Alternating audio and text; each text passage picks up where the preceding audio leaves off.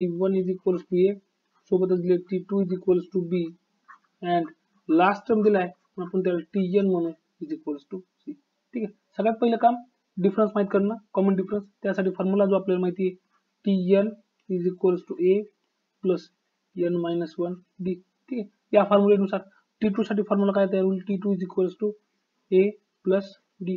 कारण काय तर यांची व्हॅल्यू ज्यावेळेस मी 2 पुटअप करेल त्यावेळेस 2 मायनस वन ऑटोमॅटिकली 1 होऊन जाईल, 1 इंटू डी हा फक्त डीच असेल. पण T2 ची व्हॅल्यू मला दिलेली त्यांनी B is equals to A plus D, म्हणून D is equals to automatically B minus A आपल्याला इथं डायरेक्टली मिळून जाईल. बी मायनस ए आपल्याला इथं मिळून जाईल. डी इज इक्वल्स टू झालं बी मायनस ए. आता सोबत दुसरी व्हॅल्यू आहे. ठीक आहे. सम ऑफ टर्म विचारले म्हणजे S N is equals to N upon 2 bracket A plus L. ठीक आहे. A plus L. तर ह्या एन ची व्हॅल्यू मला इथं फाइंड आउट करायची की एन ची अशी कोणती व्हॅल्यू मला इथं मिळेल. ठीक आहे, ज्यावरून हा प्रॉब्लेम सिंपली सॉल्व्ह करू शकेल. तर त्यासाठी Tn is equal to C ही इन्फॉर्मेशन आपल्याला पुरेशी आहे. ठीक आहे. तर याच फॉर्म्युल्याचा उपयोग करायचा आहे. याच फॉर्म्युल्यावरून मी सी पुट करतो. फर्स्ट टर्म ए मला माहिती आहे plus N minus one into D ची व्हॅल्यू मी इथं काढली होती बी मायनस ए, तर इथं व्हॅल्यू पुट करतो बी मायनस. ठीक आहे. म्हणजे इथं काय भेटेल मला C minus A is equals to N minus one B minus A. ठीक आहे.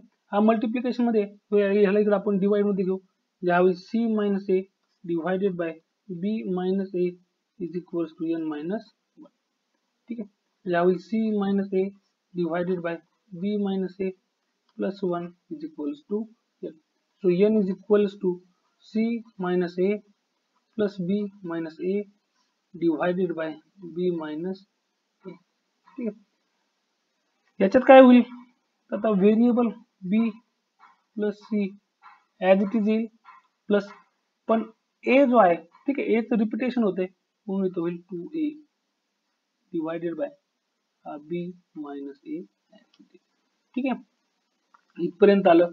आता ही एनची व्हॅल्यू या फॉर्म्युल्यामध्ये या एनच्या जागी आपण पुटअप करू शकतो, आणि जेणेकरून काय मिळेल तर मग त्यामुळे काय होईल एस एन इज